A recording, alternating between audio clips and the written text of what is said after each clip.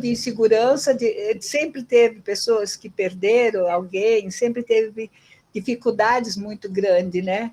Eu acho que nós estamos vivendo um ano muito diferente, um momento muito diferente, porque fica numa situação de que ninguém sabe nada e todo mundo quer saber tudo e todo mundo fica tentando ver como que vai fazer e a insegurança e a angústia ela fica pairando, né? E principalmente quando a gente perde alguém, aí a gente fica, será que acredita, não acredita que aconteceu, que deixou de acontecer? Então, esse foi o motivo que me inspirou em fazer essa live de hoje, né? E como você é especialista demais, né? Estudou muito sobre a questão da morte e o morrer, né? Já falou para mim em vários cursos que eu fiz lá no HC, e sempre dando luz para nós que lidamos no hospital com isso, né? O tempo todo, mas essa é diferente. Essa é muito diferente. Então, eu falei assim, eu preciso convidar a Júlia, por isso que eu te agradeço muito isso, muito, muito, muito. E o Afonso, que como eu falei, é aquele parceirão que sempre está conosco lá, né, nos ajudando com uma visão diferenciada. Eu falo que ele foi minha força, né, no começo também muito difícil da pandemia, de estando no hospital, por mais que eu já sou da terceira idade, eu fiquei no hospital, né? Então o medo foi muito grande, e o Afonso foi meu chão, meu norte, né? Quer dizer, o tempo todo ficou comigo.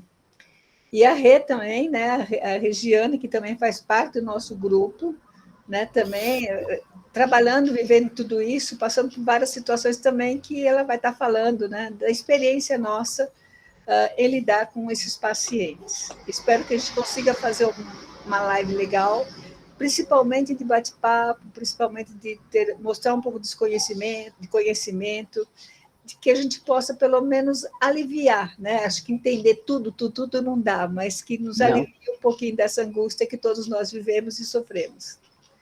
Tá? Você pode ficar à vontade, se você já quiser começar. Podemos começar, Marcelo? Podemos. Sim, professora Marlene. Já está gravando, né? Bom, então... nós vamos gravar, deixa eu perguntar, se você permite, nós vamos gravar para poder colocar depois nas nossas redes. Claro!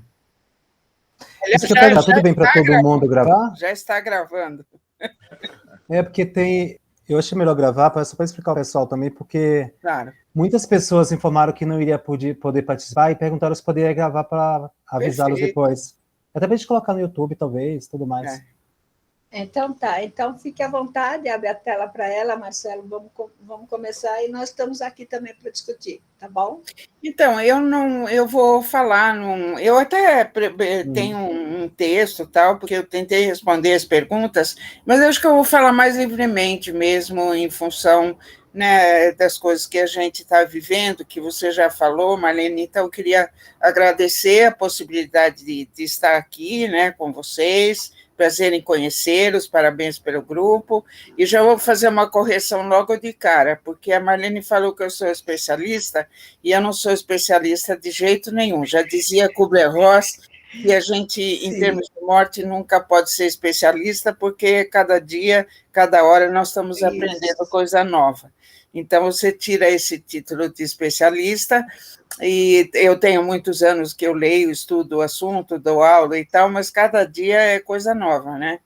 E aí, como você falou, quer dizer, em março de 2020, deram um pontapé na nossa vida e mudou tudo de uma forma absolutamente radical, né? E isso trouxe, claro, assim, uma série de questões, e nós tivemos que aprender. Acredito que todos os profissionais de saúde, né, médicos, enfermeiros, nós psicólogos e fono, fisio, TO, nutrição, e todos, assistente social, e enfim, todos tivemos que aprender muita coisa, né, porque é totalmente novo o que aconteceu, né?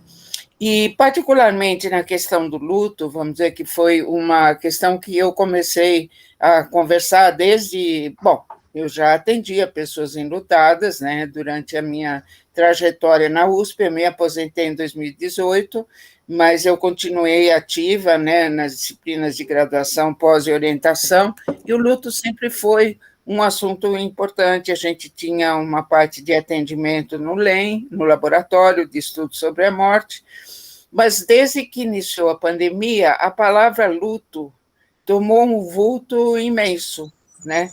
Então, pessoas que nunca tinham ouvido falar, meios de comunicação, enfim, a gente teve uma busca muito grande das pessoas para entender o que seria o luto, né? As pessoas me perguntavam o tempo todo, principalmente o pessoal dos órgãos de comunicação, que entraram em contato direto, então são lives, entrevistas e tal, sempre assim, como é o luto na pandemia? Ixi, caramba!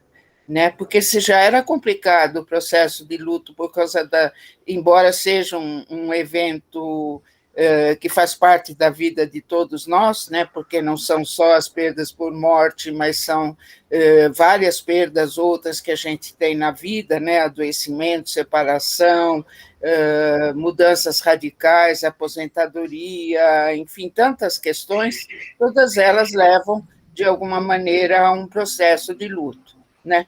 Mas aí na pandemia, meu Deus, né? Mudou tudo. Será eu que estou fazendo esse barulho? Será? Bom, vamos lá. Não estou escutando barulho nenhum. Então, essa questão começou a se tornar muito importante, né? Uma discussão muito assim, ativa, porque, como a gente viu, né, a pandemia ela mudou não só, ela mudou todo o nosso contexto, né? Então, ela causou uma situação em que a gente, de repente, está em contato com vários tipos de luto. Evidentemente, o luto por perda de pessoas, né? E aí também tem uma coisa que é muito peculiar da pandemia, né? Que é o número de mortes durante um curto tempo. Então, em 1 ano e meio, aí fazem todo tipo de cálculo, é como se caísse um avião a cada dia, quando a gente estava no pico dos casos, ou então nunca houve tantas mortes. Então, sempre essa ideia do número muito grande de mortes e uma dificuldade muito grande de elaboração psíquica do que significa isso.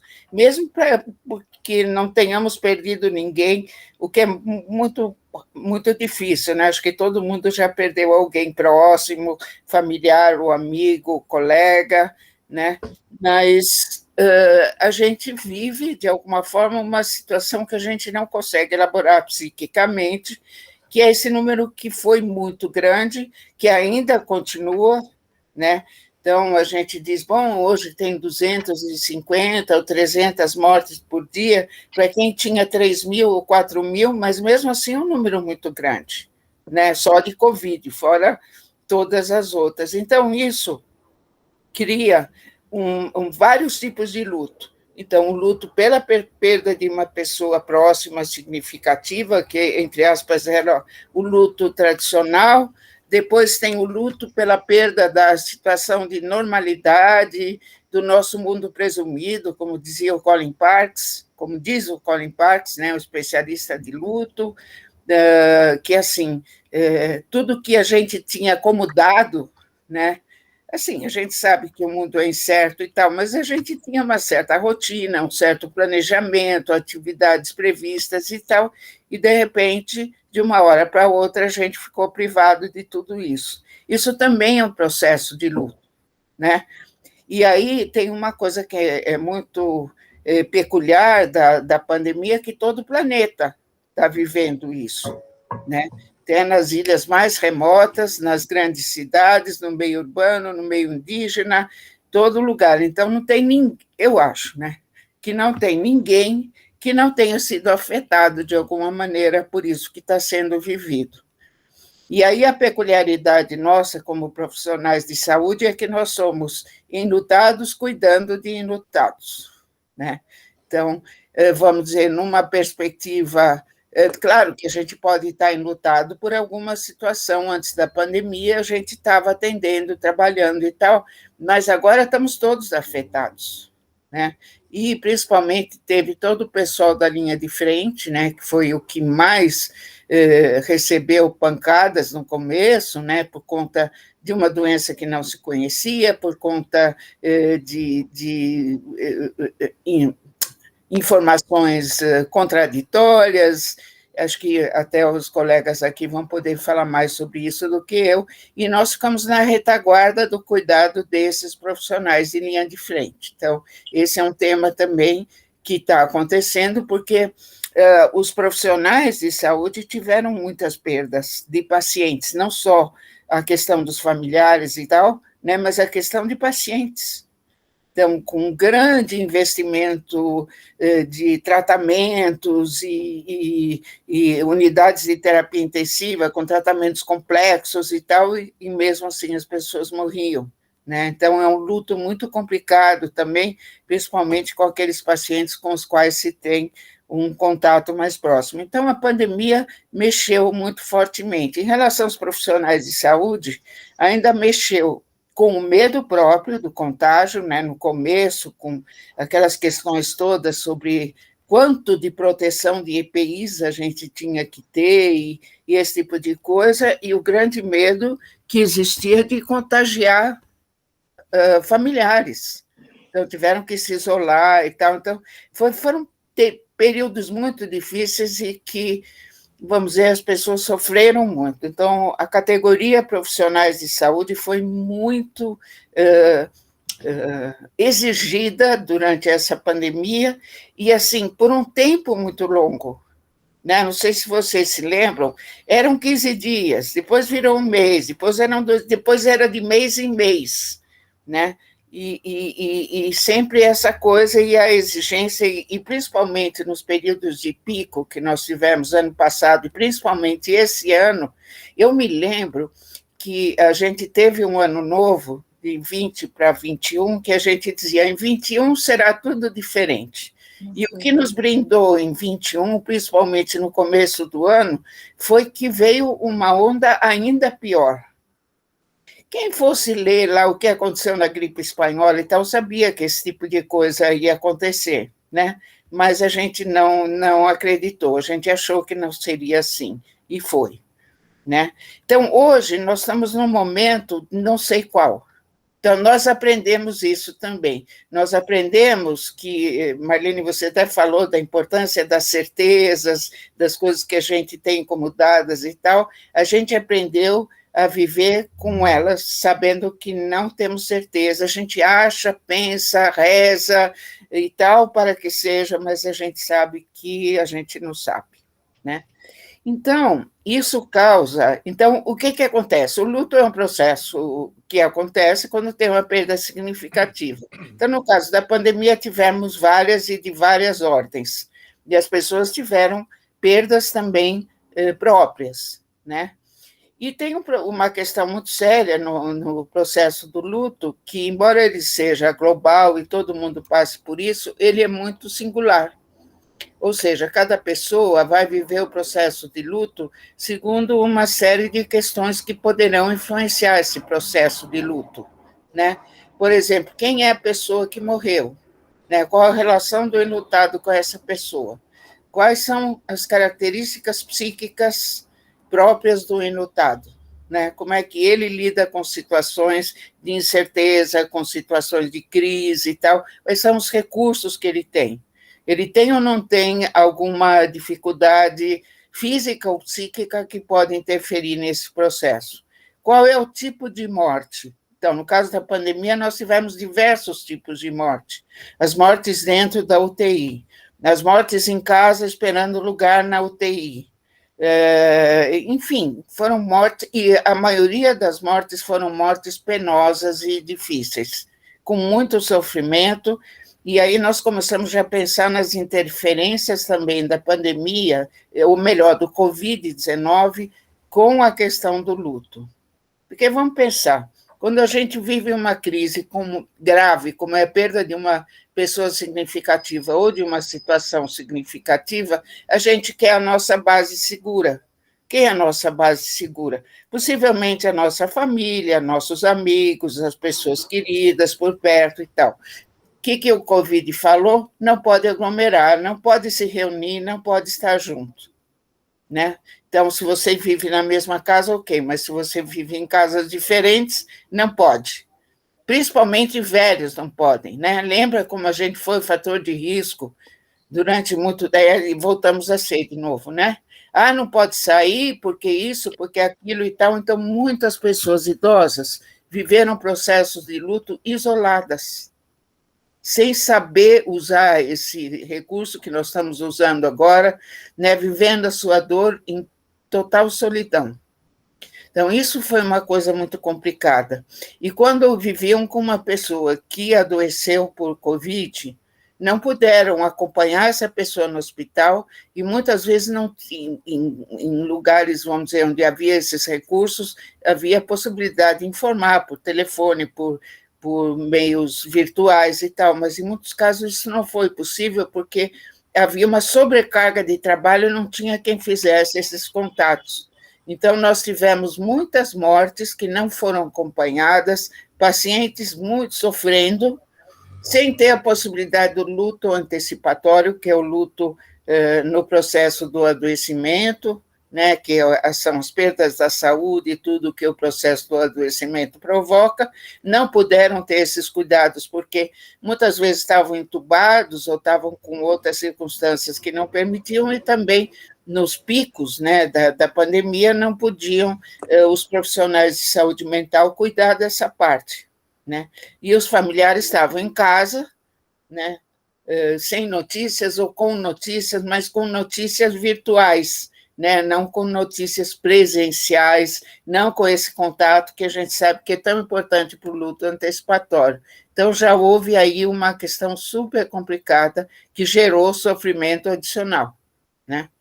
Então, o tipo de morte da pandemia é muito complicado. Ter ou não ter uma rede social é uma questão que importa, né? E ter uma rede social à distância pode ser uma coisa possível, mas pode ser uma coisa impossível. Muitas pessoas não tiveram contato com seus familiares durante um ano e meio, ou talvez nem estão tendo agora, né? Então, isso é muito penoso e muito pesado. Então, a gente está agregando sofrimento aqui, né? Aí a outra questão é assim, os rituais funerários, né? O que a pandemia fez? Perturbou. Por quê? A Covid e o SARS-CoV-2 lá, o nosso vírus querido, ou não querido, mal querido, né? Ele permanece por um tempo e tal, então, mesmo a pessoa estando falecida, o risco de contágio era grande. Então, apareceu o caixão lacrado e apareceu aquele horrível envelope preto, né? Aquele saco preto, parece um saco de lixo, né? Isso é tudo que você não imagina quando uma pessoa muito querida sua falece.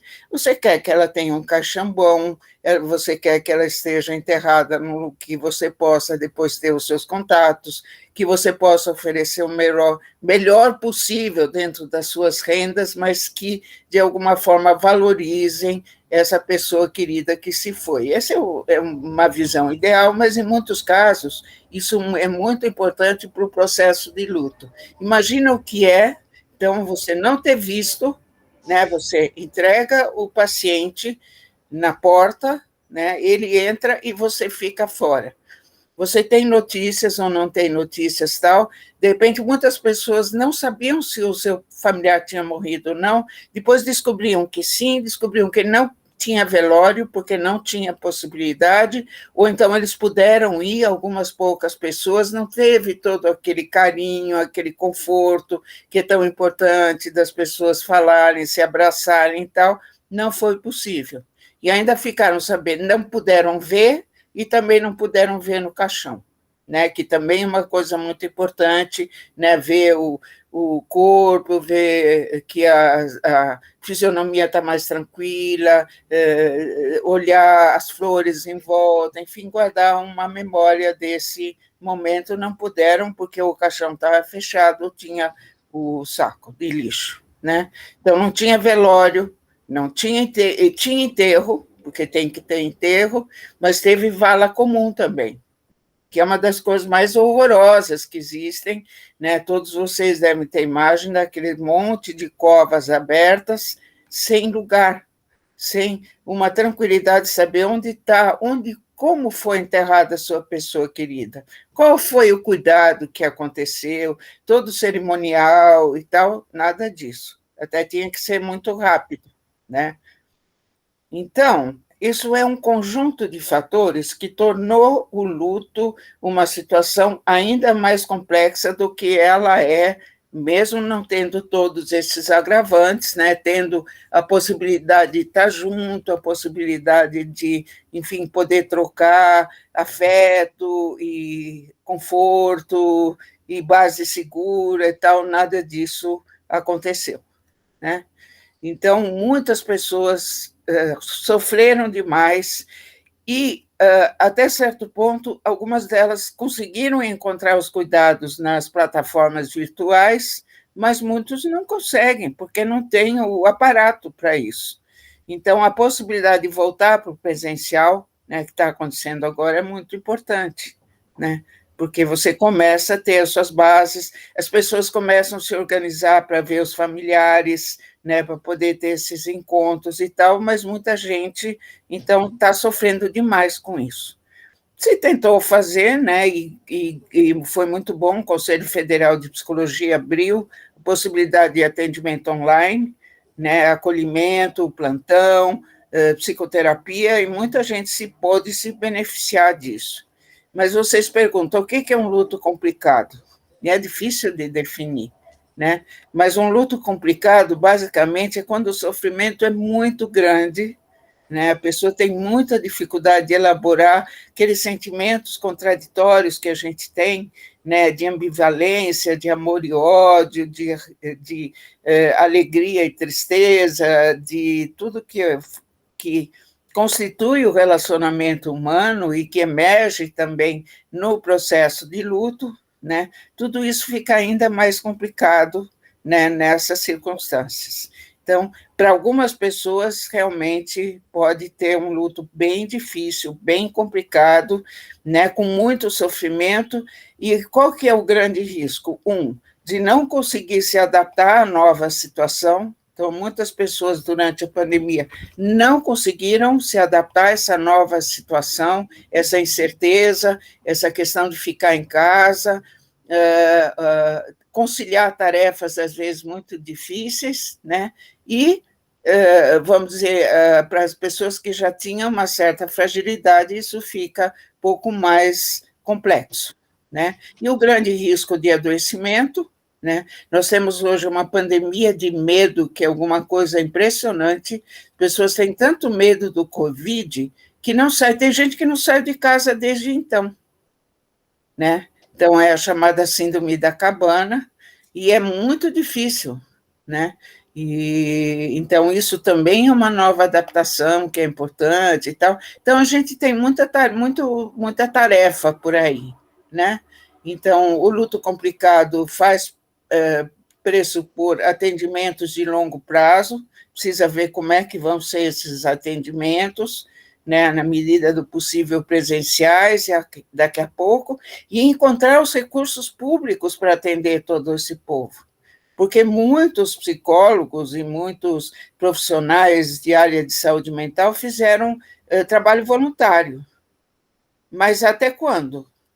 Né? Porque a vida continua. A gasolina não é uma gasolina de preço voluntário, né? Nem a carne, nem a eletricidade, nem nada. Quer dizer, as coisas subiram, os salários não subiram, né? Então a gente não pode se basear só no voluntariado. Então, isso eu aprendi com o pessoal das emergências e desastres, que você tem que criar toda uma rede de atendimento, né? E uma rede de atendimento em saúde mental, por exemplo, para atender toda essa turma que ficou seriamente, vamos dizer, além das questões que vocês vão poder falar da parte médica, né, resultantes da Covid longa e tudo mais, uma grande preocupação com a saúde mental, né? Muitas pessoas ansiosas, deprimidas, enlutadas com lutos difíceis e complexos, famílias que perderam várias pessoas e tal, se tem que cuidar desse povo todo, né? Então, fui bastante pessimista aqui, mas, por outro lado, eu acho que a gente está formando gentes, né? Alunos, jovens, e mesmo nós, mais velhos e tal, para atender esse tipo de circunstância, né? A gente aprendeu algumas coisas que dá para fazer o que é possível, não aquilo que a gente acha que é o ideal. Então, se não deu para ter um velório como a gente gostaria que fosse, na forma virtual a gente consegue oferecer alguma coisa, a gente consegue pensar em reunir a família, em falar das qualidades ou dos defeitos da pessoa que morreu, a gente pode lembrar das músicas, das coisas que gosta, que gostava de comer e fazer ali alguma coisa junto. Então, é o que a gente chama da re-ritualização ou da ritualização no espaço terapêutico, né? Então, é uma possibilidade. Depois, em termos do cemitério, por exemplo, é possível ver e aí fazer o que... Bom, não vai dar para exumar, né, todo mundo, e não é o caso, mas de ter um cerimonial ou alguma coisa que possa ser feita a posteriori, porque os rituais foram seriamente atingidos. Então, acho que é a nossa criatividade que tem que começar a se desenvolver e pressionar o governo, esse, o próximo, sei lá eu quando, que a gente tem que ter uma rede importante de cuidados de saúde mental.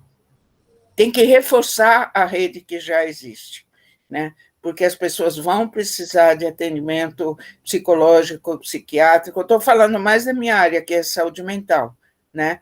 Mas trabalhos realmente importantes e cuidados, né, a pessoas que realmente estão vivendo processos de grande sofrimento. Muita gente perdeu o emprego, muita gente tem problemas financeiros e tal. Então, tudo isso compõe esse momento difícil que a gente está vivendo, né? Então, essas seriam as primeiras palavras que eu falaria para vocês. Acho que depois a gente pode abordar também alguma coisa sobre os profissionais dentro dos hospitais, né? O que é preciso fazer, como é possível cuidar também, né? Porque também foi um grupo que sofreu demais. Nós temos um grande índice de estresse pós-traumático, né? Porque foram cenas de muita violência, temos burnout, fadiga de compaixão, e enlutamento não reconhecido, enfim, tem várias coisas para discutir aí. Então, acho que são as primeiras palavras, acho que é legal agora ouvir, né, também a gente poder trocar. Né? Obrigado por enquanto. Eu queria que Afonso começasse a falar um pouquinho, também falasse um pouquinho da sua experiência, Afonso, e também de alguns comentários. Você pode fazer, por favor? Claro, sem dúvida. É um prazer conhecê-la quase pessoalmente, professora Kovacs. Quase pessoalmente é bom.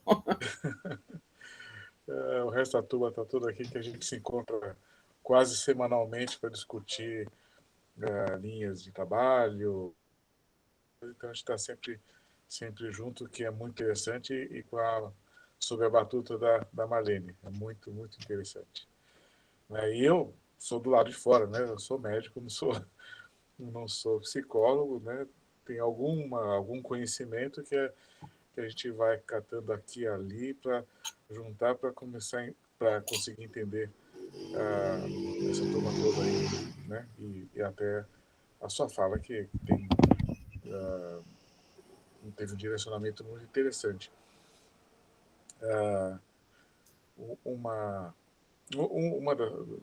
Pontuando alguma das coisas da sua fala, eu acho que essa questão da privação, né? Privação da rotina, privação do cotidiano, a privação que a pandemia, ou em resposta à pandemia,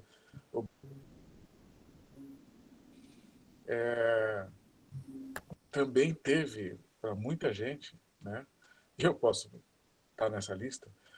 Nós tivemos a privação de dinheiro também, né? Então, é o móvel do mundo, né?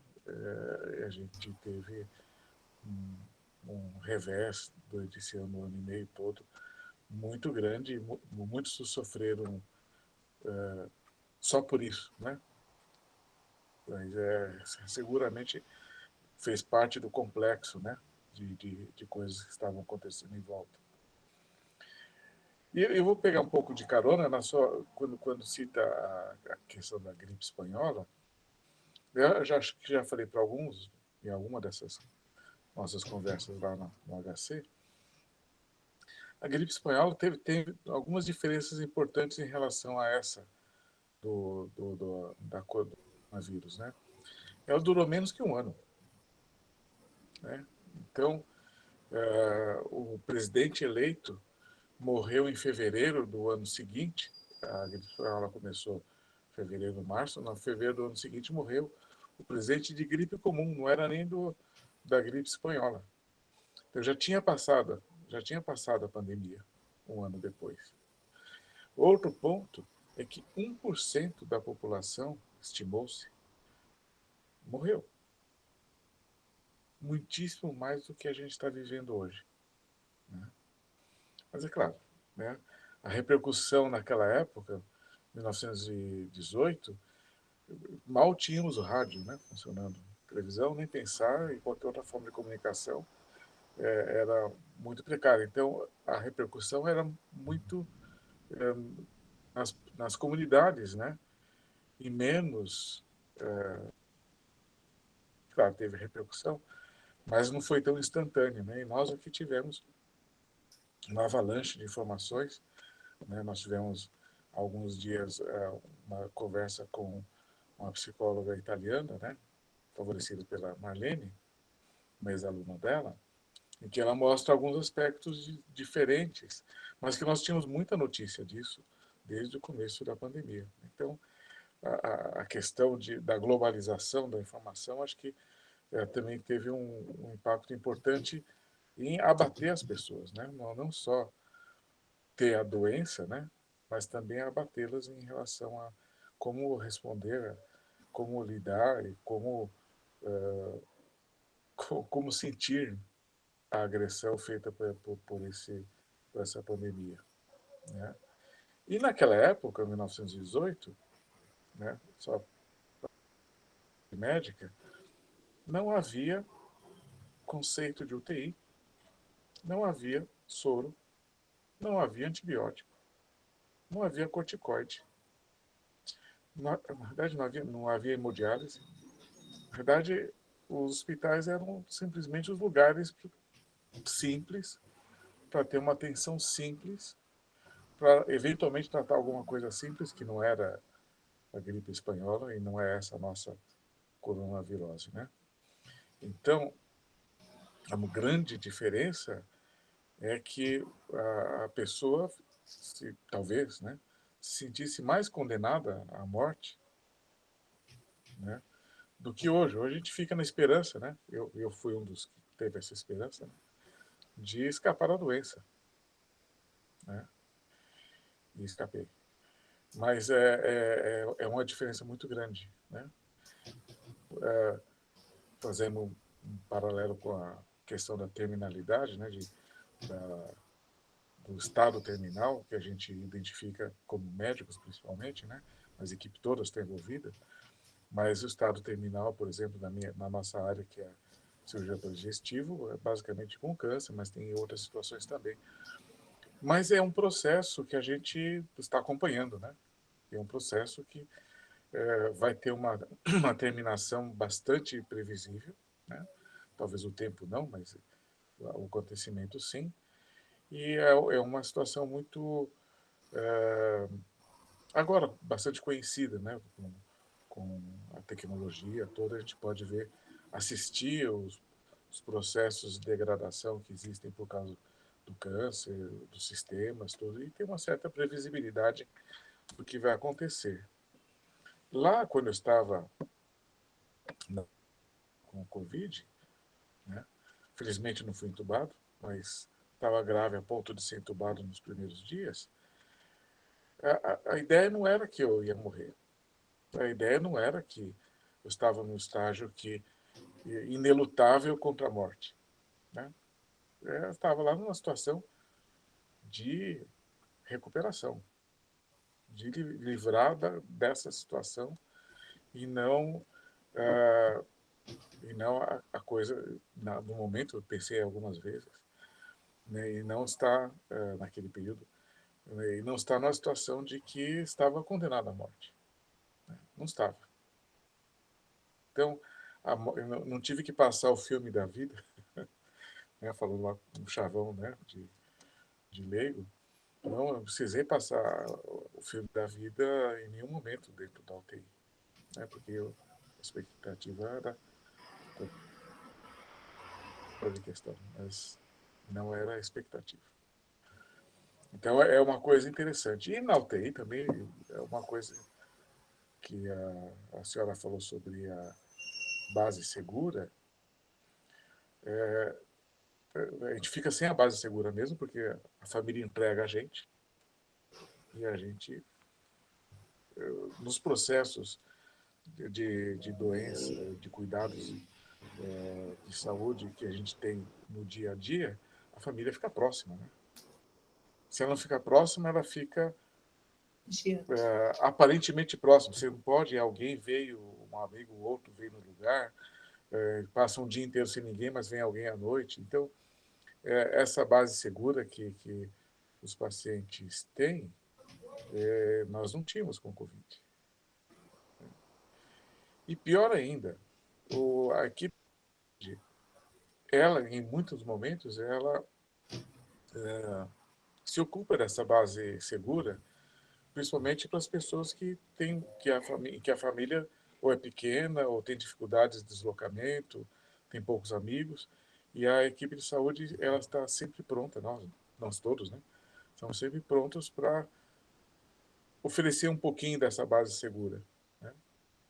E lá na UTI que eu fiquei, a base segura estava atrás do vidro, né? A parede de vidro, a porta de vidro, né? Mas era um cubículo, né? Atrás tinha uma janela no alto, não dava nem para olhar, porque estava cheio de aparelhos entre eu e a parede. Nas laterais nós tínhamos essas paredes falsas, e na frente uma parede completamente de vidro com uma porta larga de vidro para poder entrar e sair com maca.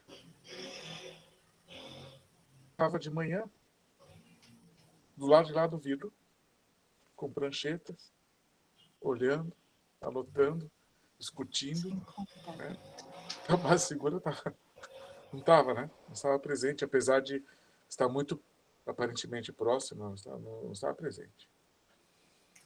E, e isso foi muito interessante, porque entrava o pessoal da limpeza, entrava o pessoal da enfermagem, entravam os médicos, os terapeutas, mas todos tinham que se paramentar, eles se paramentavam do lado de lá da porta de vidro.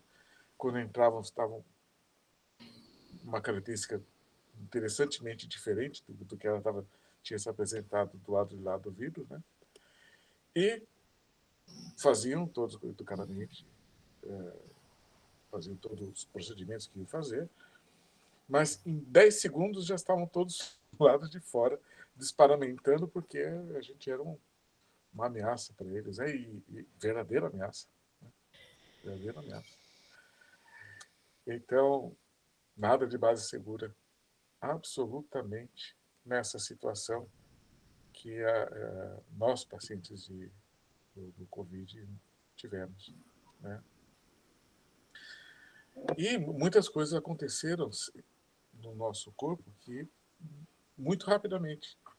Em 12 dias de internação, eu perdi estimadamente 30% da massa muscular. E só fui dar conta disso, claramente, quando fui tomar o primeiro banho de chuveiro em casa. Ao final do banho, simples banho de chuveiro, eu tive que ficar sentado 5 minutos para recuperar o fôlego. Mas já estava lá na base segura. Né? Mas é uma situação absolutamente insidiosa que a gente não percebe e vai nos retirando as qualidades, né, do nosso corpo muito rapidamente e sem a gente perceber. Então, foi uma experiência muito, muito, muito dramática. E levou 3 meses para recuperar e não tive a Covid longa e nem estive entre os 60% das pessoas que ficam com alguma sequela 6 meses, 1 ano depois. Digamos, tive sorte.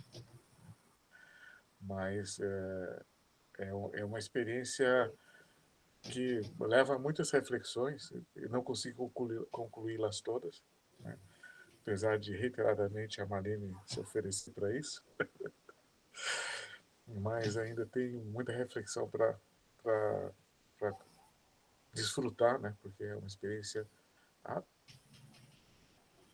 e poderosamente, totalizadoramente grave. Acho que eu desabafei um pouco aqui, né? Volta a palavra para a Marlene. Desculpe só a curiosidade, quando foi o seu processo? 1 ano atrás. Foi? 1 ano atrás. 1 ano atrás. Eu tive alta 1º de agosto. Então, era uma época que ainda tem muita coisa ainda não se sabia, né? E muita coisa também se sabia, porque lá Também. no 4º dia, quando estava na UTI, em Tuba, o chefe daquele setor chegou até mim e falou assim: hoje, 4º dia, nós temos certeza que não. Que bom. Muito bom mesmo, porque nesta UTI, é uma das unidades mais eficientes em sobrevivência após intubação. Nesta UTI, metade dos intubados morrem.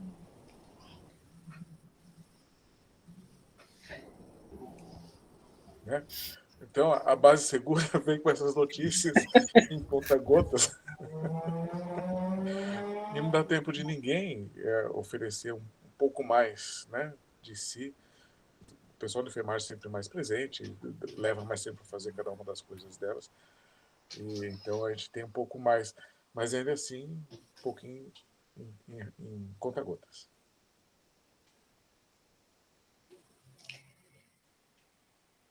Interessante, Afonso. Essa foi a primeira fala, né? Assim, depois de você, Júlia, que se mostra o lado do paciente, né? Que ele falou, né? Depois, se ele puder falar o lado do médico também, é de uma outra forma, né? Porque eu do lado de fora, né? Não na UTI, mas do lado de fora, vivenciei muitas situações dos médicos, dos medos médicos mesmo, né? De alguns medos e até da decepção, né? Da paralisação, de eles estarem lá para poder, principalmente os residentes, querendo fazer uma especialização, fazer cirurgia, louco para fazer cirurgia, e tudo cancelado. Eles queriam terminar o estágio deles de residentes de R1, R2, R3, R4, sei lá, para poder sair de lá, para poder fazer sua vida profissional lá fora, principalmente os Rs4, estava proibido, porque eles não podiam terminar a especialização de cirurgias, né, que era muito importante. Então, do outro lado, além do medo muito grande, né, de estar lá dentro, né, alguns médicos relatavam para mim que eles tinham muito medo de entrar na UTI, muitas vezes, e não saber. Eu fiquei sabendo de casos assim, principalmente os mais novos, tá? Internos, os mais novos, o primeiro-anista, que ficavam com mais medo, os de 4 anos, 3º ano, era essa necessidade de parar, acabar de fazer a sua residência, de terminar e voltar logo à sua profissão. Aí, assim, de repente, nessa UTI toda, parece que você não teve mais especialidade, né? Você não foi oftalmo, otorrino, você não foi ortopedista, você foi o médico clínico, que, de repente, tudo aquilo que você tinha aquela expectativa, você teve que largar de mão e tem que correr também, né? Para a questão médica. Isso tudo é outra morte que você fala, né? Uma angústia, uma morte muito grande, de todos os sentidos, de todos os nossos desejos, de todos os nossos sonhos. E a não garantia, né? Aquilo, não a certeza de que você vai dar continuidade, se aquilo vai parar. Né? De ter que tomar decisões e falar assim, o que eu vou fazer? Eu recebi uma lista de 350 médicos que estavam desesperados no Brasil inteiro, tentando suicídio, falando em suicídio. E residentes, estudantes, assim, sempre eu falo de 5º anista, 6º e até o 1º, 2º ano. E o médico me pedia ajuda para atender esses pacientes, e não tinha nem como poder ajudar. Não tinha como fazer um trabalho ali, eu peguei a lista, passei para a força, vamos pensar alguma coisa, vamos fazer alguma coisa, não tinha como. É outra, né? É outra coisa que dá angústia também para nós. Meu próprio medo também, né? O meu próprio medo de estar no hospital, como que do Hospital das Clínicas, minha angústia da minha família, né? Meu sobrinho que chorava e pedia, por favor, vai embora de lá, pede demissão. E eu falei, não, não vou, não vou. E ele também é médico. Das minhas irmãs que são mais velhas, que também ficaram isoladas, da solidão que é você ter que fazer as coisas. Eu falei assim, os primeiros 15 dias mais difíceis, lógico, de andar na rua sozinha, sem ter ninguém, você não olhava dos lados, era só eu, só meu carro. Eu até brinco, né? Brinco não, foi verdadeiro. Foi o maior tempo que eu recebi multas, porque eu não dava bola, eu queria ir embora, eu queria sair correndo. Né? Daquele momento difícil. Eu acho que é outra questão que eu falo que tem luto, que tem a perda, que tem a dor, né? E a preocupação muito grande que também com as pessoas que cercam de não poder estar com você. Eu fui buscar minha irmã, que ela tinha ficado no sítio, ela queria vir embora, a briga entre elas, que não aguentavam ficar tudo junto, porque não se aguentavam também. Aí fui buscar minha irmã, não me deixaram entrar, nem para ir no banheiro, porque tinha medo que eu levasse. As enfermeiras que falavam que elas não podiam sair, porque eles apanhavam. A outra enfermeira que a outra mulher deu um banho na casa dela, subiu no telhado e ficou dando banho de água, porque ia contaminar. Umas coisas assim que a gente não sabia. A gente estava vivendo um mundo completamente diferente, mas de uma angústia muito grande. Então, esses lados também, é importante que a gente está vivendo o luto. E aí tem, que a gente vai falar, o luto da família. Né? A mesma história que o Afonso fala, né? Que acho que agora a Rê pode falar, dessa não estar presente a família, como que a família também deve ter se sentido. A Rê também tem várias experiências nesse sentido, né? Para depois a gente poder abrir para todo mundo, e aí cada um poder falar um pouquinho mais para a gente tentar entender o que aconteceu, né? E talvez nos preparar, sei lá, espero que não aconteça, né? Essa nova variante, não sei, a gente não sabe ainda o que vai acontecer, espero que acabe. Sei lá, mas sempre está preparada, porque a gente não tem a certeza, como você falou, né, Júlia? Não temos a certeza de mais nada. Não temos a certeza, não temos a confiança, não podemos confiar em ninguém, porque a gente não sabe se é só político, se é verdadeiro, se é não sei o quê. Existe a doença, existe, eu sempre falo, existe. Mas e o resto a gente não sabe. Se é um aumento, se é um exagero, se não é, né? Vamos esperar. Fala um pouquinho para antes que a gente continue aqui, já abrindo as discussões. Sim, claro.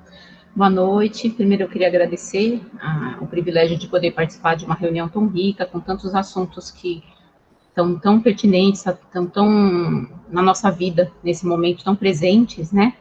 E já tive o prazer de fazer alguns cursos com a professora Maria Júlia, na área de cuidados paliativos, e a vida mostra para a gente que realmente a gente estuda um pouco sobre um assunto, e quando a gente vai ver, a gente não sabe nada, né?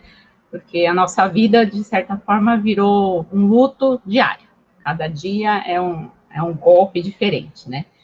E o assunto que eu queria falar um pouquinho é sobre esse problema, essa ausência da despedida, né? Quando você perde um ente, porque o processo de você deixar uma pessoa andando, falando, relativamente saudável num hospital, nunca imaginando que vai acontecer o pior, porque você sempre acha que a pessoa vai se recuperar, porque teoricamente, né, está no hospital, está sendo tratado, e de repente passam aí alguns dias que são difíceis, porque você não tem, a comunicação é muito truncada, muito complicada. Hoje em dia ainda tem algum tipo de comunicação, mas como vocês falaram, um ano atrás não tinha nada, né, muitas vezes a pessoa demorava até dias para saber que o ente tinha falecido, e depois de alguns dias, quando você está esperando ainda aquele retorno, a pessoa falece. E a família não tem essa despedida, a família não consegue elaborar nada, porque não teve a menor chance de fazer realmente um luto antecipatório, e você não consegue enterrar, né, um ente, essa questão de você não poder visitar. Hoje em dia, talvez ainda consiga se despedir, pelo menos, e no dia que já não tem mais o que fazer, mas muitas vezes a pessoa já está desacordada, você não tem como falar mais nada. E essa questão de não ter a despedida, o velório, todo mundo foge dessa situação, ninguém quer passar por isso, mas é um sofrimento necessário, porque você não consegue elaborar se você não tiver isso. Então, essa parte eu acho que é muito complicada, porque você fica revivendo isso. E aí, depois de todo esse sofrimento, esse golpe, você se depara com a culpa de ter desamparado o seu ente, porque você não pôde ajudar, você não pôde estar próximo, você não pôde ver se estavam tratando direito ou não, aparecem questões, né, na cabeça que você não sabe qual foi o tratamento que deram, se trataram direito, se tudo que foi feito foi o melhor, e aí aparece ainda essa culpa depois, por você ter abandonado, né, o sentimento de abandono do seu ente. Então, é uma questão que é bem complexa, eu acho que vale a discussão. Aí, queria até saber a opinião da professora Maria Júlia nesse sentido. Mas... Então, eu acho que são esses 3 tópicos fundamentais, né? A do paciente, a dos profissionais e da questão familiar, né? Essa insegurança que você entrega, como a Rê falou, entrega o paciente lá, entrega seu ente querido no hospital, ele não sabe mais nada. A família fica no desespero total, né? Também tem vários familiares, né? Várias mães que queriam estar com seus filhos, né? Como uma mãe deixa um filho lá e tem que virar as costas. Teve famílias, né, na minha experiência, que conseguiram invadir a segurança do Hospital das Clínicas e conseguiram chegar pelo menos até a minha sala. Ainda bem até a minha sala. Mas aí eu ficava, e agora? Eu vou pegar a família, então vou estar com mais pessoas ainda, entendeu? E iam, porque o desespero de querer saber algo, de querer ver, sabe, aquele ente querido, se estava sendo, de não acreditar realmente, né? De não acreditar de que eles estavam, sabe, sendo bem tratado, de não acreditar que ele precisaria de ser entubado. É mentira, estão mentindo para mim, estão matando meu pai, estão matando meu filho. Então, muita coisa desse sentido, sabe, foram acontecendo nessa pandemia toda, né? Que parece que, sei lá, hoje eu penso assim, não sei, sabe?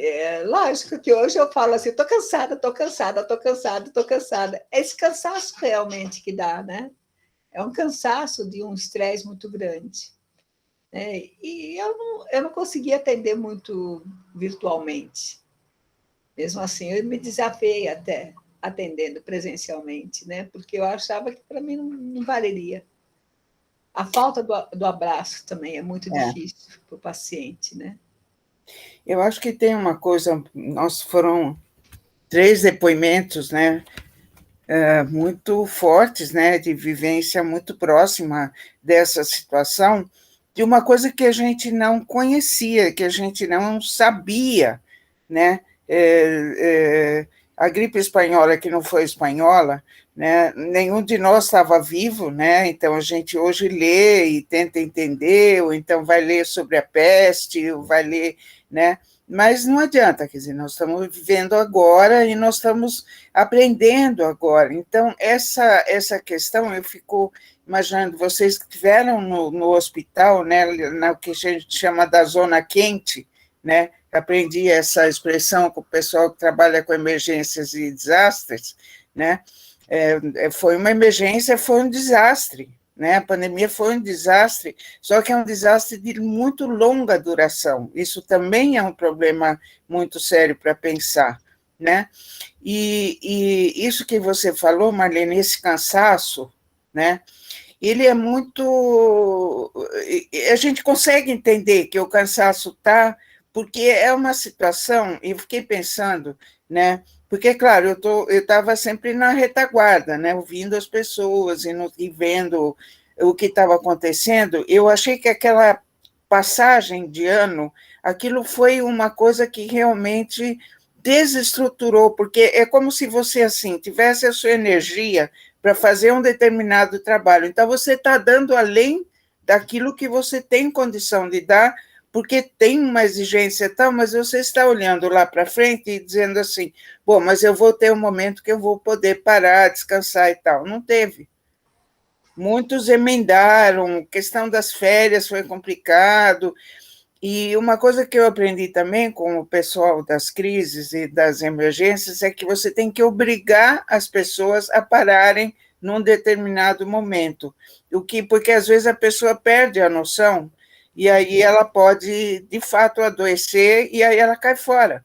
É como um peão que cai fora do tablado. Então, alguém tem que dizer, não, agora você vai parar.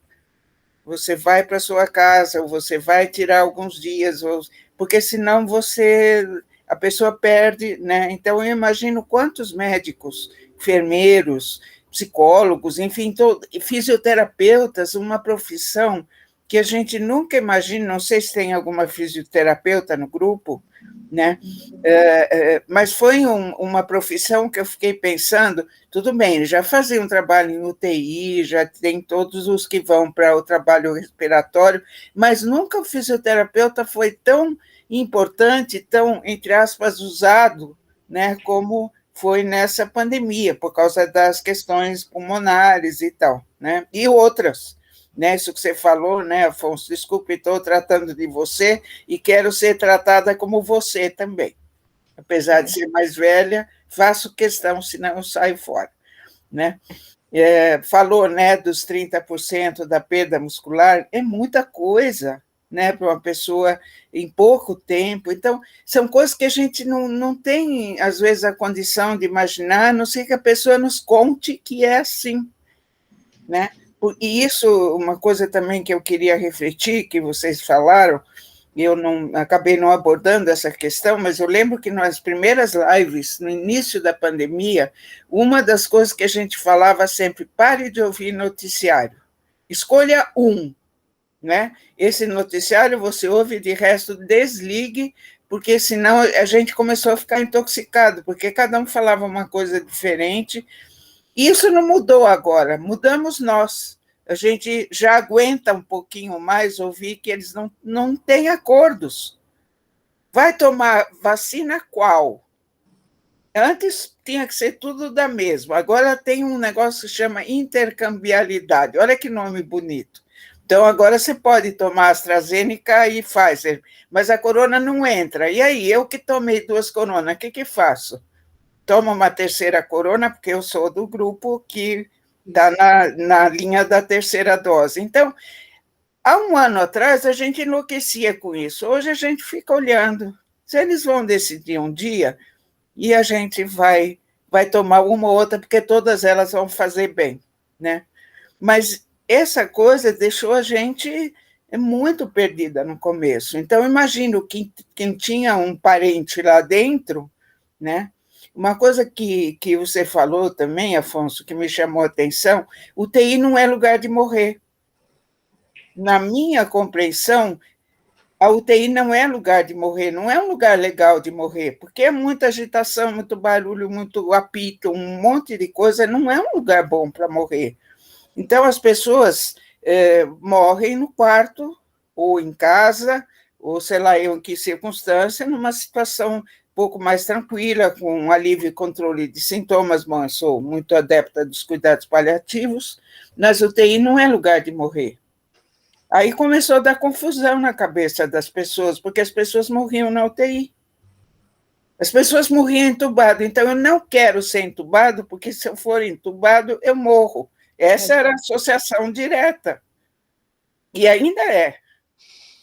Né? Então, todas essas coisas a gente tem que desconstruir, tem que conversar, combinar. Né? Então, imagino as pessoas chegando na sua sala, né, pensando que você ia conduzi-las todas para a UTI, né, para poderem ver os seus parentes e tal. Então, que situação é essa, né?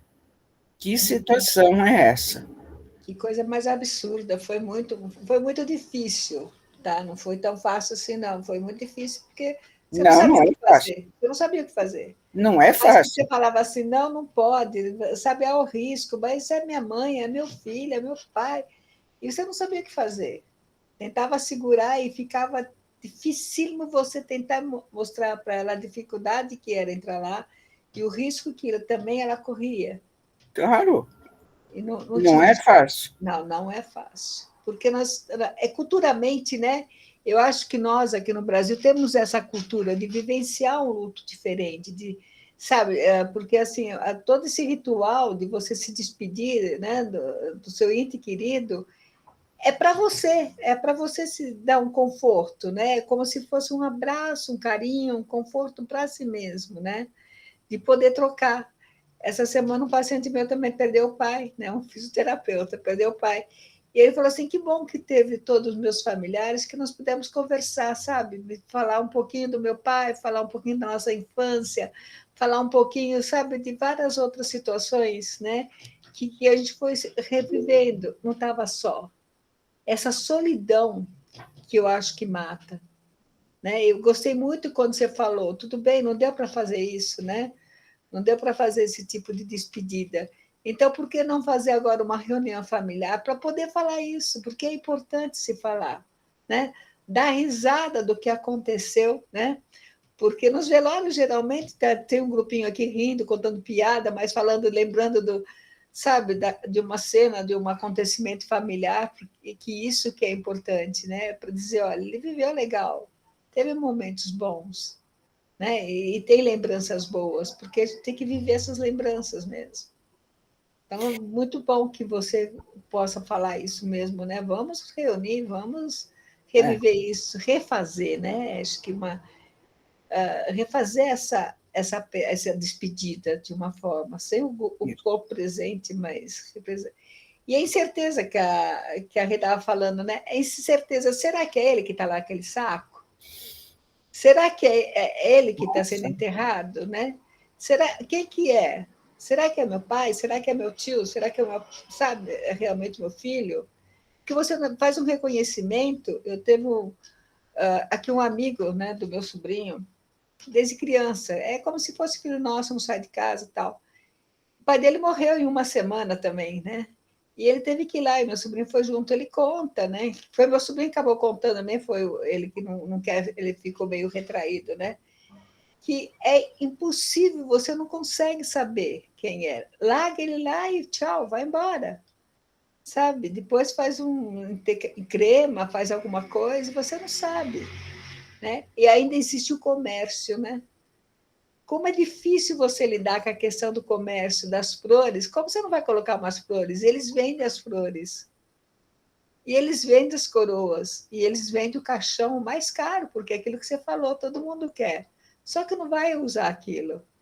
E nesse dia, o meu sobrinho estava lá com esse amigo, porque não tinha ninguém, era ele só, o pai, né? A mãe tem outras complicações, não podia ir. Aí ele ia pagando, né? A moça ficou com dó, porque ele tinha acabado de ter o filho, e falou assim, não, peraí, não faça isso. De 6 mil, 8 mil, sei lá, que ele ia pagar, pagou R$1.000 só para fazer uma coisa simples. Mas não adianta você fazer isso. Não é por aí. Essa é a parte feia, né? Essa é a parte que dá mais revolta, né? Quando a gente vê, né, a questão do uso, a questão do comércio, a gente viu várias coisas. Então, isso também, quando eu estava falando do luto coletivo, né, esse luto, essa tristeza que a gente fica, essa incerteza, claro, não é toda hora, não é todos os momentos, mas tem momentos que isso fica mais forte em cada um de nós, devido a várias circunstâncias. E aí você vê gente lucrando com isso.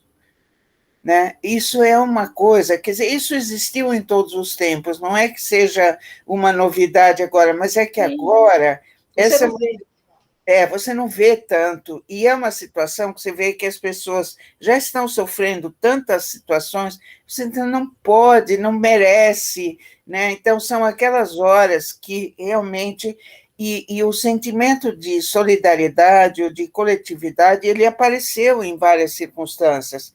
Quer dizer, isso nos une, vamos dizer, por uma certa maneira, nós estamos todos no mesmo barco, isso nos une e tal, mas também a gente vê quanta gente ruim, malvada, né, existe e que é capaz de oferir lucro ou pisotear pessoas que já estão num sofrimento tão grande, né? Então, com pessoas falsificando cartões de Bolsa Família, de auxílio emergencial. Olha, o que a gente pode ver de pior? Eu não sei, eu fico pensando, imagino que vocês talvez vão...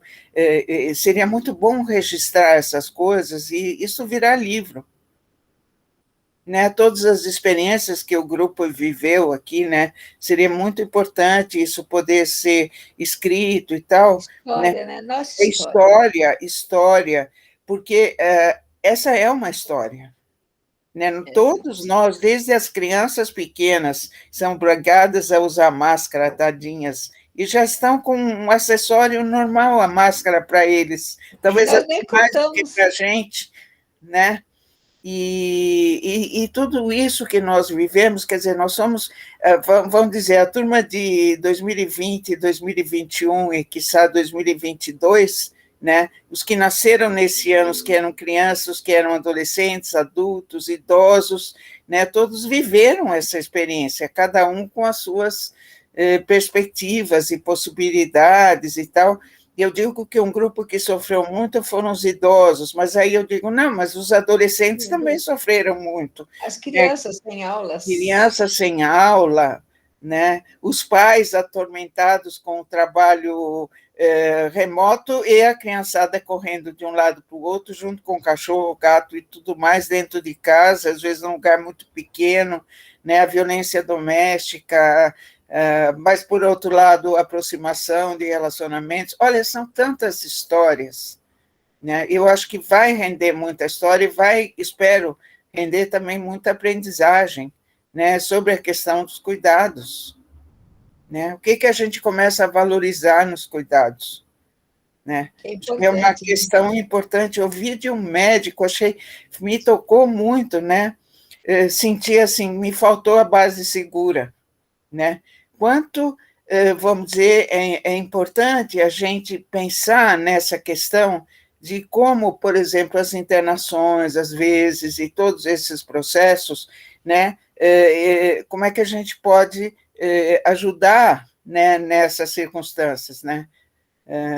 Abrir, talvez, um pouco mais as unidades de terapia intensiva ou de outras situações para que as pessoas possam ter mais contato, né? Não mandar tanta gente para a UTI que talvez não precisasse ir, né? Essa é uma discussão aqui na pandemia que eu tenho pensado muito, mas eu não sou médica, eu não tenho o conhecimento, eu tentei ler e estou sempre tentando ver o que tem para a gente poder descobrir outras formas de cuidado intensivo que não seja naquele cubículo, né?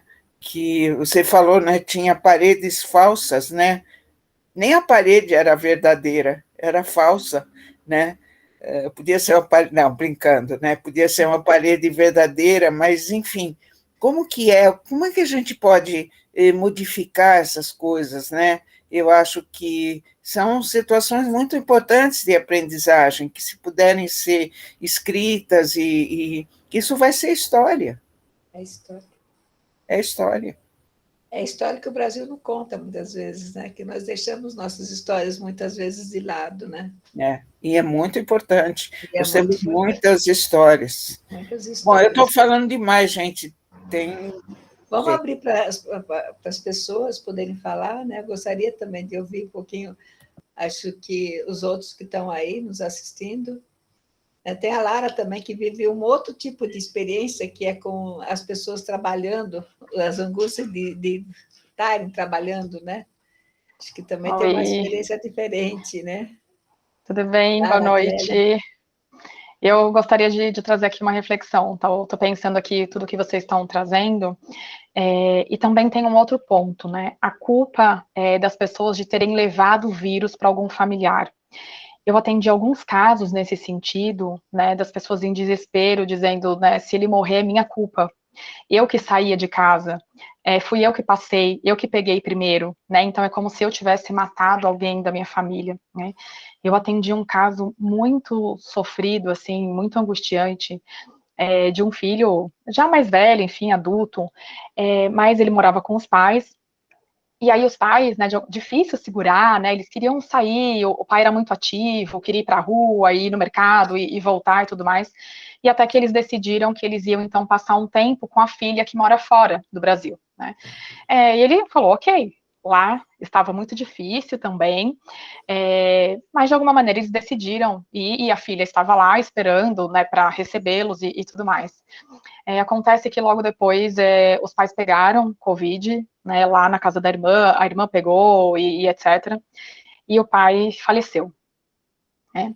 E aí os amigos disseram para ele, já antes, quando o pai estava entubado e estava internado, enfim, e foi nessa situação que eu fiz o atendimento dele, e ele dizendo assim, eles disseram que é minha culpa, que eu devia ter prendido meus pais em casa, eu não devia ter deixado eles saírem, né? E assim, e era uma angústia, né? E era um sofrimento de que se eles morressem é minha culpa, porque eu deveria ter evitado isso. E aí, infelizmente, isso é um caso, né, tão, tão triste, assim, tão, tão trágico, né? Ele ficou vivendo essa angústia, o pai veio a óbito, o pai faleceu, e 3 dias depois ele morreu. Né, e assim, e aí eu não fiquei sabendo o laudo, né, porque a gente não sabe se ele teve, né, um infarto, ou se aconteceu alguma coisa cardíaca, ou se ele se suicidou, né. Ele já tinha um histórico, né, aí de transtornos mentais, enfim, ele era um paciente bariátrico, ele fez bariátrica há 15 anos atrás, ele tinha algumas angústias que ele, né, já tinha tratado em algum momento, eu já tinha feito o atendimento dele ano passado com algumas angústias, e aí, né, nesse ano ele veio com isso de que eu sou culpado pela morte do meu pai, e isso eu não vou suportar, eu não vou conseguir lidar com isso, né? E aí, infelizmente, ele também faleceu 3 dias depois que o pai faleceu, né? Então, assim, que culpa é essa, né? Que dor é essa? De se sentir responsável pelo outro, de achar que você passou a doença, ou que você tinha responsabilidade, né, de cuidar, de privar o outro, né, de isolar, enfim. E como fica essa família, né? Então, essa mãe perdeu o marido, perdeu o filho na mesma semana. Então, acho que são casos, assim, bem, bem difíceis que a gente acompanhou nesse tempo de pandemia. Professora Maria Júlia, queria fazer uma pergunta para você. Sobre o que a Lara falou aí agora, eu fiquei pensando que eu acho que uma das coisas que mais me marcou aqui hoje foi essa questão da culpa. Porque um dos piores sentimentos que o ser humano pode ter é a culpa. E uma pergunta que eu deixo é: como elaborar um luto com tanta culpa? Olha, Marcelo, a gente não combinou antes que não podia ter pergunta difícil, né? Então, vamos lá pensar e refletir, né? Pensei nisso agora, eu sempre digo isso, né? Perguntas, muitas vezes elas não têm resposta, mas elas levam a reflexões que são importantes, né? Eu fiquei pensando, né, por exemplo, naquelas pessoas que lançaram o dedo acusador em cima desse rapaz, né? Quer dizer, o que é um filho prender pais em casa? Olha, isso foi uma coisa terrível que aconteceu, fique em casa. Eu lembro, eu não tenho filhos, mas eu lembro que eu fiquei muito atrapalhada com isso, porque as pessoas, de repente, começaram a dizer para mim o que eu devia fazer, ou deixar de fazer, quando eu sempre fiz aquilo que eu costumo fazer, e eu sou responsável e tal. Então, essa questão de segurar a paz em casa, que são pessoas ativas e tal, é um lado da questão que é muito difícil. Então, imagino que ele tinha dificuldades com isso e tal, era uma situação complexa, né? Se ele infectou os pais ou não infectou os pais, também a gente não sabe. É muito fácil apontar o dedo ao acusador, e isso é uma das questões muito complicadas em relação a lutos onde tem a questão da culpa. Então, por exemplo, os enlutados por suicídio, eles têm muitas vezes a culpa como um elemento que atrapalha muito, porque a culpa joga o tempo todo você contra você mesmo. Quer dizer, quando você precisa das suas energias para você tentar se recuperar, para você tentar entender o que aconteceu, para você buscar as questões importantes para o seu, entre aspas, reestabelecimento, né? A possibilidade de voltar a viver e tal, a culpa atrapalha muito, porque ela puxa você de volta e faz você escorregar nessas questões. Então, essa que é muito frequente na situação de perda por suicídio, também pode ter sido muito presente, ou está sendo muito presente, para profissionais que, em virtude do seu trabalho, estiveram mais expostos ao vírus e, eventualmente, poderiam ter infectado as pessoas próximas, apesar de todos os seus cuidados. E aí a gente faz o que com isso? Né? Então, essa é a grande pergunta, é como que a gente pode, entre aspas, tentar diminuir essa culpa, né? Apontando que, de fato, talvez não houvesse outras saídas ou não houvesse outras possibilidades e tal, mas não adianta a gente falar isso, a pessoa mesmo tem que fazer esta compreensão, né? De que, de verdade, eu fico pensando, se você foi numa balada, né, fez aquela zona toda numa balada e infectou seu pai, claro que a culpa eventualmente vai estar presente, mas é uma situação, vamos dizer, de lazer, uma situação que você foi se divertir e tal. Outra coisa é quando você foi trabalhar, né, você tinha que trabalhar. Então, como é que a gente trabalha com esses várias dimensões, né, que são diferentes? Né? Então, a gente, como terapeuta, a gente vai fazendo o percurso junto, mas quem vai ter que se, entre aspas, desculpar é a própria pessoa. A gente não consegue fazer isso por ela. Né? Então, de compreender, né, e o que a Lara contou, quer dizer, a questão possível do suicídio, não se tem certeza se foi, ou se foi um adoecimento que acabou levando à morte, porque a culpa era tão intensa, né, que ele não suportou, né? Então, acho que é uma questão para a gente pensar como é que a gente consegue tornar isso um pouco mais suportável, né? Veja que a culpa, ela é fundamental no desenvolvimento humano. Uma pessoa que não tem culpas, né, um sociopata, um psicopata, ou não sei o quê, é terrível, e nós conhecemos alguns, acho que não preciso apontar com o dedo, né? Acho que vocês conhecem também, possivelmente, né? Olha que tragédia que é, porque você não conta com esse recurso da pessoa parar para pensar no que ela fez e poder, enfim, refazer alguma coisa e tal. Agora, quando a culpa excede, né, ela fica grande demais, ela pode impossibilitar a vida, né? Porque eu vou me entender como transgressor, como uma pessoa que merece castigo e tal, ou eu mesmo me castigo, sei lá.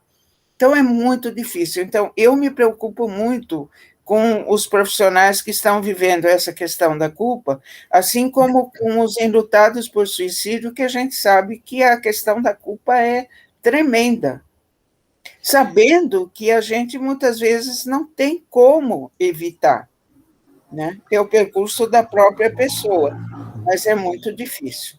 Outra coisa que eu pensei aqui, professora Maria Júlia, é a questão, também nunca tinha pensado nisso e agora não é uma pergunta, eu prometo, tá? É a questão do profissional de saúde, que sente essa grande culpa de, por exemplo, um profissional da saúde que alguém da família faleceu, e ele se sente culpado por achar que ele que levou o vírus. Como que fica também a cabeça desse profissional? Alguém que ao mesmo tempo que cuida e salva, é alguém que mata, né? Na percepção de culpa dele. E isso acaba deixando um conflito psíquico muito grande. Olha, Marcelo, eu pensaria o seguinte, o nosso trabalho como terapeutas ou como cuidadores desse profissional é tirar esse extremo, né? Quer dizer, ele cuida, mas não salva. Ele cuida, deve cuidar da melhor maneira possível. E, com certeza, ele se cuidou também em relação a... Né, eu sei de histórias de profissionais que, assim, era um tal de começar a se trocar lá fora e depois não sei o quê, quilos de álcool, depois banhos de não sei quanto, até poder chegar até próximo dos seus familiares, aqueles que até tomaram a iniciativa de ir para um hotel, ir para algum lugar e não ter o contato, mas imagina isso multiplicado por meses, né? Então, agora, eu acho que a pandemia, não sei, eu fico pensando, não sei se é para me consolar também, pode ser, né? Porque a gente tem que procurar autoconsolo, né? A gente tem que se afagar de vez em quando e se cuidar, porque é muita dureza que a gente está vivendo. E aí eu esqueci o que eu... que a pandemia traz para a gente muito a questão do que é possível. Nós não vamos poder... Imagino, essa é uma questão, por exemplo, se eu tenho um médico que ele acredita que ele tem que salvar vidas, se eu tenho um psicólogo que diz que ele vai evitar todo e qualquer suicídio, são profissionais de alto risco. Por quê? Não vai salvar todo mundo, não vai salvar todas as pessoas que têm ideação e tentativa de suicídio. Mas se puder cuidar, se puder dar algum consolo, se puder ajudar a compreender algumas circunstâncias, é muito importante. Né? Se eu puder oferecer um cuidado de qualidade, em que a pessoa possa reconhecer alguns pontos e tal, né? Então a gente vai fazendo o que dá para fazer. Né? Eu lembro que, quando começou a pandemia, era uma discussão assim: o virtual não substitui o presencial, né? Tinha essa fala muito forte, mas é o que é possível no momento. Então, essa vivência, olha as pessoas, olha o Talibã, né? As pessoas que sofrem lá, as pessoas que sofrem as guerras constantes e tal, eles têm que aprender a ter uma sobrevivência para poder fazer o dia a dia, porque senão eles morrem de desgosto. Alguns morrem de desgosto. Então, cada um de nós faz o melhor possível daquilo que eu posso fazer, não aquilo que eu sei que é o ideal ou o melhor. Né? Então, a gente vai trabalhando com a questão da culpa aos poucos, a gente vai desconstruindo um discurso de culpa para entender que tem algumas coisas sobre as quais a gente não tem controle. Isso é uma outra coisa que a pandemia ensinou. Não adianta, a gente tinha um planejamento, vou fazer isso, de repente fecha tudo. Não dá para fazer. Então, você tem que remodelar, você tem que mudar, né? Enfim. Essa é uma aprendizagem importante. Tem uma pergunta. O Rafael. O Rafael quer falar? Sou eu. Olha, nós temos aqui uma questão de identidade complexa. A visão dos psicólogos que estão inseridos nesse contexto, principalmente os hospitalares, que têm que lidar com a angústia dos profissionais de saúde, dos pacientes, dos familiares e com a sua própria angústia. Como que você vê que o psicólogo conseguiu se resolver em todas essas questões? Marlene, essa é para você. Ou qualquer outro psicólogo aí do grupo. Eu posso falar também, mas eu acho que vocês talvez possam até falar melhor do que eu.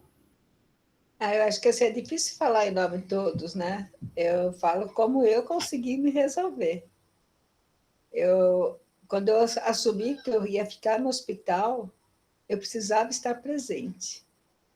Era aquilo que eu tinha escolhido para mim. Eu precisava estar ali. Tem uma coisa que é muito minha. Eu preciso ajudar. Se eu não ajudo, eu me sinto muito mal. Então, toda hora estou fazendo alguma coisa assim que sai até fora da minha capacidade, mas de tentar ajudar o próximo. Isso é uma coisa minha, não sei, ainda não consegui trabalhar isso em análise, né? Mas, assim, já discuti bastante vezes por que eu faço isso. Mas, quando eu vi a pandemia, eu não conseguiria ficar fora disso daí. Eu nunca iria conseguir ficar fora.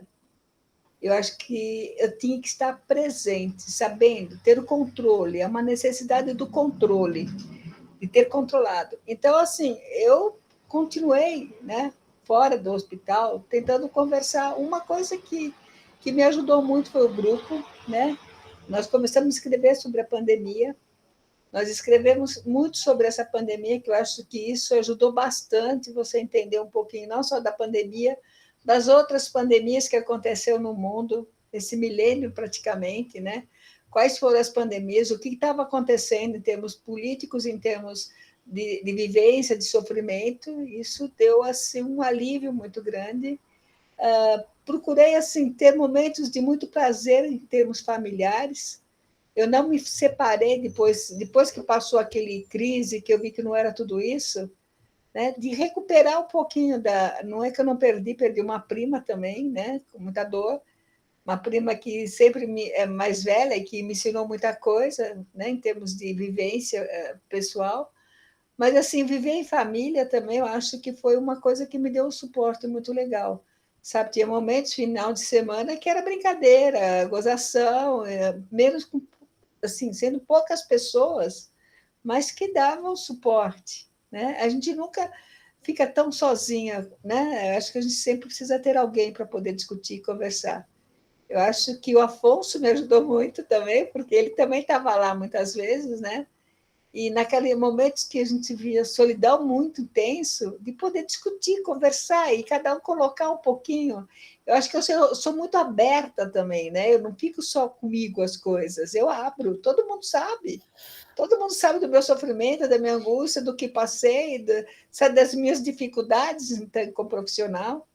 Né? Eu acho que supervisão ajuda muito, né?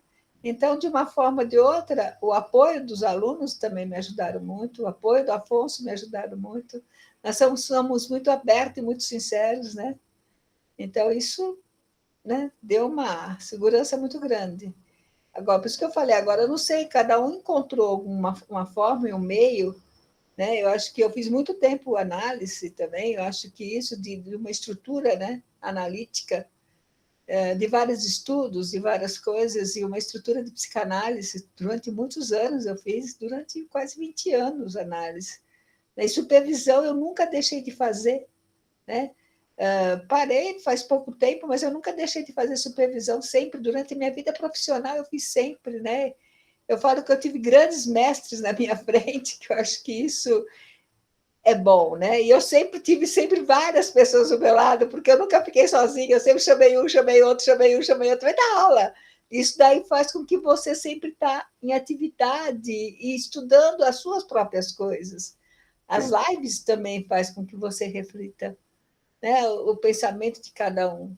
Eu acho que é isso que tem que ser acontecer, você não pode parar. Você não pode desistir ou ficar sozinha, você tem que dividir. Você tem que estudar ou fazer alguma coisa, enfrentar a doença, olhar para a doença. Todo mundo fala que não sabe como eu não peguei, né, Afonso? Esteve perto do Afonso o tempo todo. Na sexta-feira, né, Afonso? Na sexta-feira estive pertinho dele, sem máscara, sem nada. Você acha que ele punha máscara? Não. Ficávamos lá conversando, bate-papo, né? E aí depois no domingo eu falei, vamos para minha casa, para casa da minha família, vamos lá comer um churrasco, mas eu não estou legal, Marlene. E eu falando para ele, vamos assim mesmo, mas eu não estou bem. Aí na segunda ele me liga assim, estou na UTI. Eu falei, poxa, sabe? E aí, lógico, eu peguei, né? Eu peguei com certeza, né? Porque nós ficamos sem contato, mas não pega assim, eu acho, né? Lógico que eu fiquei com medo, lógico que eu me cuidei, lógico que eu fiz exames, lógico que eu fui atrás, né? Eu fui atrás dos amigos dele, né? Fiz tomografia no pulmão, eu fiz tudo que tinha de direito, todos os exames, e aí eu fui me conformando, que assim, sabe, eu acho que também o medo acaba levando você, né? Numa fragilidade, uma coisa tão grande que faz você desistir de tudo. Graças a Deus, eu fico com medo em alguns momentos, mas é muito rápido, porque eu me pego mesmo nas pessoas que estão próximas de mim, no meu estudo, na minha crença, em termos que eu posso fazer algo e que eu tenho que estar presente. Eu sou xereta. Fala, Afonso. Muito bom. Fala, Afonso. Eu estava tentando aqui, claro, eu já abri um pouco o que aconteceu comigo, mas eu fico pensando nos meus colegas, né? Então, até os que não ficaram doentes, né? Porque a gente estava conversando sobre...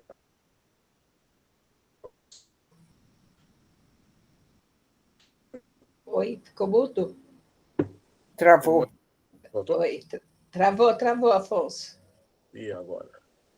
Não, voltou. E está falando sobre a morte, né? Como assim os profissionais lidam com a morte, e nós lembramos que o lidar com a morte dos nossos pacientes, principalmente, a gente está mais exposto aos nossos pacientes do que aos nossos familiares, claro, né? A morte deles. E é uma questão de vivência mesmo, né? A gente... os médicos estão mais... né? Essa é uma fala comum, né? Os médicos são todos insensíveis, eles já veem a morte como companheira do dia a dia. Na realidade, assim, é a quantidade mesmo, né? Quer dizer, a quantidade e a qualidade da experiência, não tenha dúvida. Mas a gente é muito exposto. A gente não tem preparo na faculdade, né? Eu falei isso lá. A gente não tem preparo na faculdade, na residência muito menos. E a gente vai lidando com a morte, com o que a gente tem da família, do que a gente aprende no caminho e do que a gente tem no dia a dia, né? E, citando um pouquinho Killer Ross, né? A pessoa que vai morrer, ela ensina, né? O nosso paciente, né? Ele ensina muito sobre a morte, sobre como lidar com a morte. E a gente tem que ter um ouvido aberto para aprender isso, né? Porque é uma vivência muito sutil, mas que leva, assim, uma certa saúde mental para a gente, né? A gente ter as experiências e poder entendê-las. Mas é a questão que, como diz meu professor de Oi, subiu. Voltou? Voltou. Então, é uma questão de quantidade de exposições, né? Então, o psicólogo, ele dificilmente vai ter um paciente terminal, né? Se não estiver no hospital, se não estiver numa situação em que aquela pessoa vai para o estágio terminal. Mas o médico, principalmente oncologista, principalmente cirurgião, e principalmente no hospital escola, a gente vai ser muito exposto a essa situação e posso dizer, os meus colegas têm muitas dificuldades, porque eu tenho menos, graças às experiências que podem ser revistas, né? Principalmente no nosso grupo, mas muitos meus para entender esse processo, né? O que acontece com as pessoas, o que acontece com os familiares, o que acontece com a gente mesmo. Então, e isso agora, né? Teve uma cobrança muito grande, porque se numa UTI a gente tivesse, eu fui plantonista de UTI mais de 10 anos, né? Quase 15 anos. Se num plantão meu tivesse meio óbito, ou seja, cada 2 plantões tivesse um óbito, é uma situação que a gente acaba conhecendo. Mas agora, com o Covid, quem estava no front mesmo, estava vendo 2, 3 morrendo por plantão. Né? E conforme a região do país, tem muito mais. E se a gente lembrar lá do ano passado, morrendo gente por falta de recurso técnico, tendo que escolher se o respirador iria para um senhor chefe de empresa ou para um jovem promissor. E isso levou a muitas questões, né?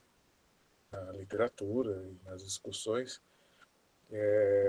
A gente teve, né, como você falou, professora Maria Júlia,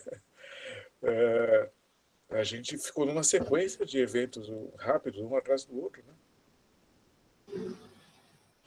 E muitos dos meus colegas jovens entraram nessa questão do burnout. Né? Então, burnout é um desequilíbrio entre a demanda de entender toda essa coisa, viver tudo isso e metabolizar versus a realidade de morrer um monte de gente seguindo protocolos, seguindo exatamente o que deve ser feito, né? O melhor que tenha sido feito. E muitas pessoas acabam morrendo em série. Né?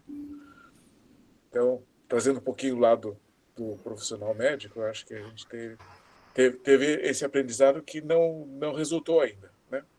A gente, aliás, não foi aprendizado, a gente ficou exposto a essa realidade e ainda não conseguimos elaborar o que fazer, né, com essas pessoas, o que fazer com essa situação.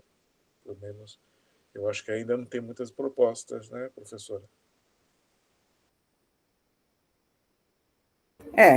Eu acho que a gente ainda tem muita coisa para depurar, para entender, isso no sentido mais racional, né, no sentido da compreensão, e muita coisa para cuidar.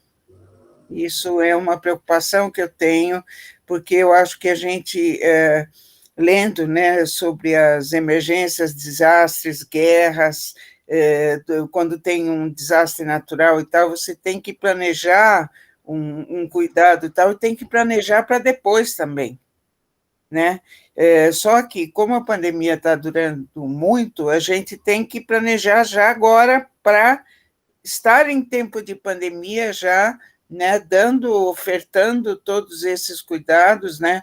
A formação de médicos, enfermeiros, todos os profissionais de saúde, inclusive da psicologia, já vão ter que incorporar isso nas disciplinas para conversar, né, para já entender o que é um atendimento, vamos dizer, em época de paz e um atendimento em época de desastre, de emergência, né, que você tem que aprender uma série de coisas, descobrir estas maneiras de fazer atendimentos, né, como foi online ou como foi algumas circunstâncias que a gente tem que criar a situação de cuidados, né, porque as pessoas mesmo não têm como buscar, né, a gente tem que ir até elas e tal.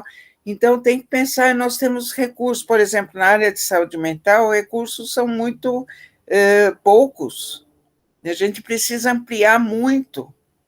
Nós não temos uma política pública sobre enlutados, né? Agora muitos vão ter que voltar ao trabalho, trabalho presencial. Eu trabalho online, de vez em quando você pode apagar a sua câmera, você pode, sei lá, fazer alguma coisa e tal, no presencial, né? Entender que você não vai poder exigir das pessoas o que elas eram antes.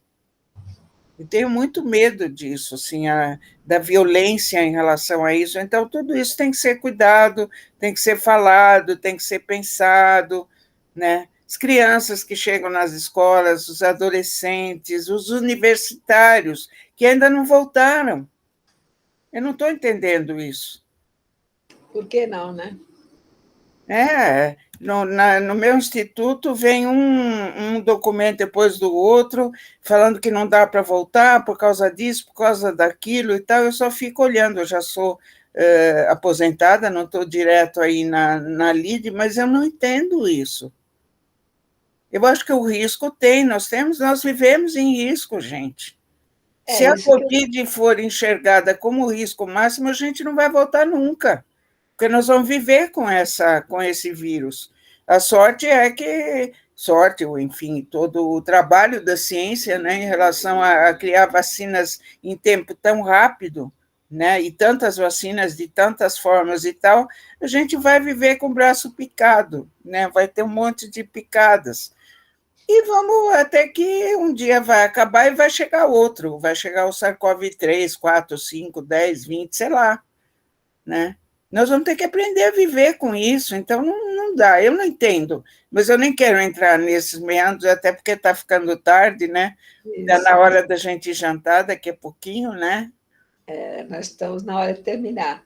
Só queria ver se tem alguma outra pessoa que não se manifestou e tem um desejo, né? Por favor, porque nós estamos na hora de terminar mesmo, né? Nós já falamos muito, não sei se Leni quer ou outras pessoas querem falar que estão aí nos assistindo.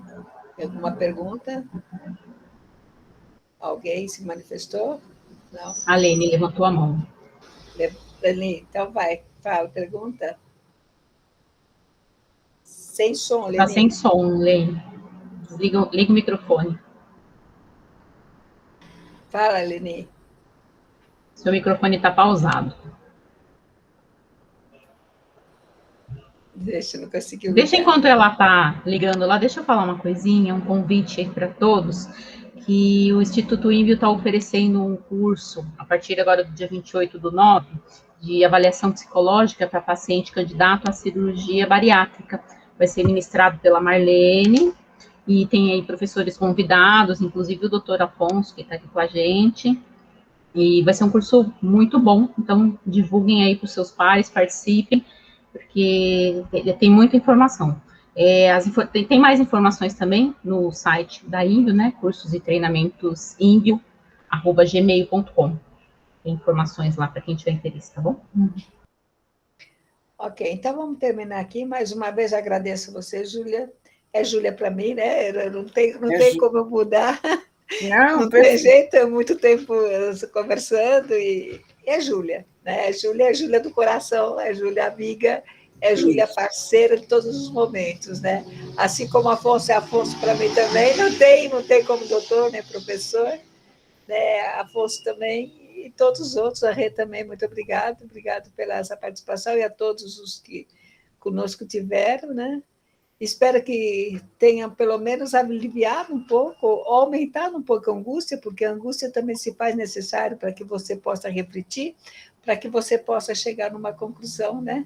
E tentar, não numa conclusão, mas pelo menos aquela que te conforte um pouquinho mais e ir em frente. Essa é a mensagem que eu gostaria de deixar. Não desista, não. Vão em frente, vão à luta, vão estudar, vão fazer, vão acontecer, porque a gente vai, aquilo que você falou, né? A gente não pode parar. Se a pandemia durar 4 anos, 5 anos, ou mais, ou a vida inteira, nós temos que viver, e nós temos que ir à luta e aprender com ela. É mais uma coisa que nos vai ensinar de como lidar com ela.